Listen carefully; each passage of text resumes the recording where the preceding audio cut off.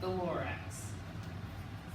At the far end of town, where the grickle grass grows, and the wind smells slow and sour when it blows, and no birds ever sing expecting old crowds to the street of the lifted Lorax.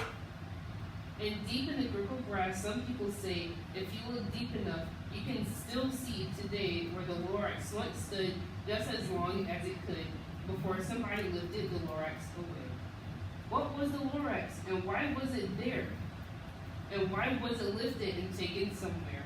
From the far end of town, where the grickle grass grows, the old Onceler still lives here. Ask him, he knows. You won't see the Onceler, don't knock at his door. He stays in his lurkum on top of his store. He lurks in his lurkum, cold under the roof, where he makes his own clothes out of myth-muffled booth. And on special day, midnights in August, he peeks out of the shutters, and sometimes he speaks and tells how the Lorax was lifted away. He'll tell you perhaps if you're willing to pay.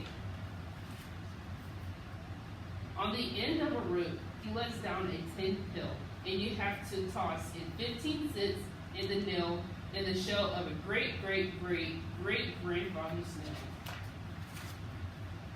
Then he pulls up the pill, makes the most careful count to see if you paid him the proper amount. Then he hides what you paid him away in his snub, his secret strange hole in his brutalist glove. Then he grunts, I will call you by whisper, phone, for the secrets I tell you are for your ears alone. Down slups the whisper phone to your ear, and the old Onceler's whispers are not very clear, since they have to come down through a snarly hose, and he sounds as if he had smallish beads up his nose. Now I'll tell you, he says, with his teeth sounding gray, how the Lorax got lifted and taken away. It all started way back, such a long, long time back. Way back in the days when the grass was still green, and the pond was still wet, and the clouds were still clean, and the song of the swans rang out in space. One morning I came to the glorious place, and I first saw the trees, the truffula trees, the bright colored tufts of the truffula trees, mile after mile, in the fresh morning breeze.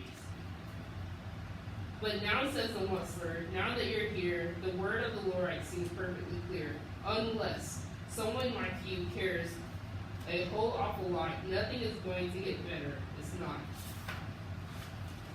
So, catch, calls the Onceler. He lets something fall. It's a truffula seed. It's the last one of all. You're in charge of the last of the truffula seeds. And truffula trees are what everyone needs.